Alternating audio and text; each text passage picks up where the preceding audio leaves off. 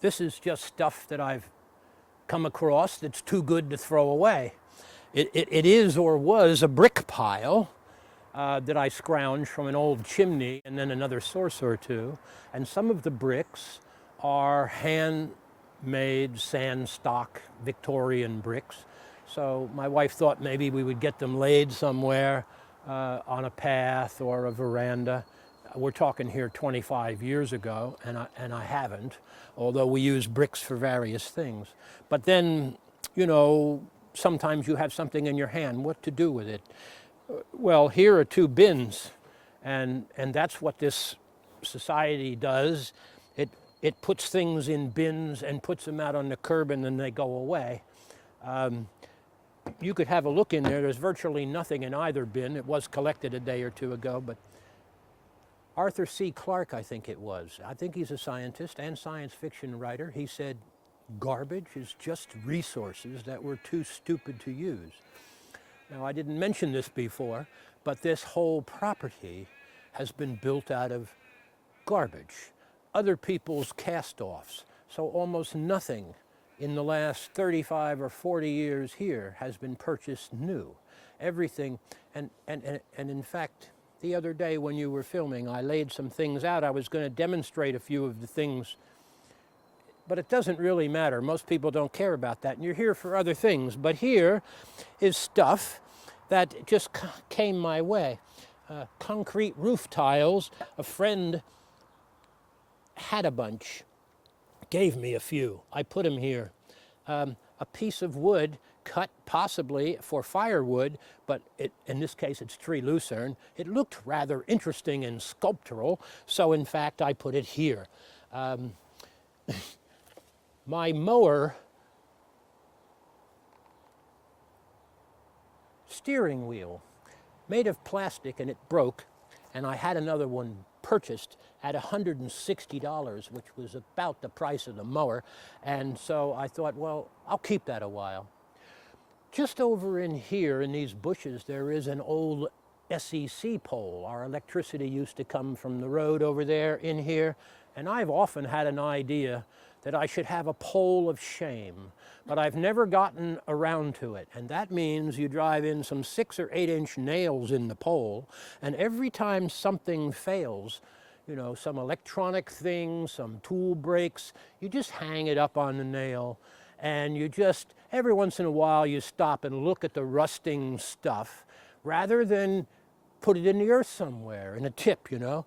And then, you know, really, I shouldn't give you this idea because it's dangerous. Men will hear this and they will do it.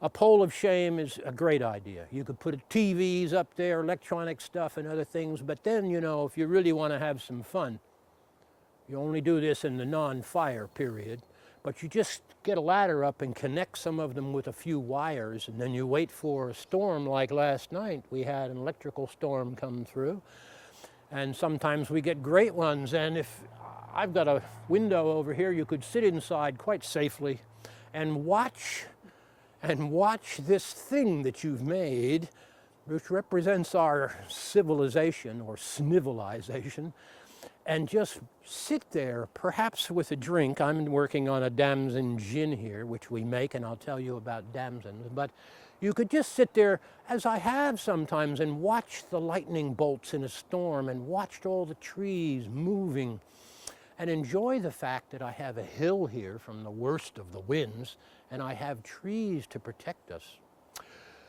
And just wait for a lightning bolt to be attracted by the wire you hang, and watch all that stuff that you were once frustrated by, and watch it blow up and maybe melt or catch fire. And now I shouldn't have said that because there will be men who will try this. You really shouldn't. But anyway, this is stuff that was just too good to throw away. It is a teapot and the spout has broken off. No, it's a sugar bowl. What is it? I think it's brass. It was once silver washed. You can still see the silver on the inside. There was something wrong with it. It was no longer worth, I think, even $5 or $10. So, and then there are things of great beauty and abalone. You might miss it if you were diving. It just looks like an encrusted shell or a bunch of living things, but actually that's its skeleton on the outside. And on the inside, mother of pearl, which has been used by people. Coconut shells, I've found them somewhere, and I was reminded of Monty Python. I should probably try to do it. There's bound to be another one here. On the old radio days, when they were doing it, someone was performing. Someone had to make all the noises. Someone's coming in a room, someone moves a door. Someone, has a horse coming, you got coconut shells. If you've got a team of horses, you need 2 or 3 people with coconut shells. This thing has seen better days, and it was once 20 foot long. When this property was divided from being a farm into some blocks, they hired some people who are fence contractors to separate each block. And when they were up drilling holes, they hit this old cast iron pipe from the farm. This thing could be 80 years old and more. It had no holes in it when it was dug up. It was 18 feet long, I think, up on the hill, and I left it there, leaned it up against something for a while. And you know, it's quite fascinating. Then I cut it in half and brought the 2 halves down. I haven't discarded them. I used one for something. Why does it fascinate me? We're standing on iron, so to speak. There's iron in this soil. The hill that I live on, just here, if you go over the hill, you're in the city of Warragul, and in fact the boundary is out here on my road. We're in the city of Warragul now. If you run across the road, you're out of the city. Here, technically, you're in the city. And if you go on the other side of this hill and look up, you can see the road verges are red and dusty. And before this road was paved, this hill was called Red Hill, because sometimes it was almost bare from the animals eating the ground. The track was earth, and it was bright red. If you go just 100 meters in that direction, you can see a road cut of the road. So this is red soil. It's called krasnozems. I think it's a Polish word. There was a volcano here. I think it was 6,000 years ago. It flowed out here, and we're on a hill. That way is gray soil.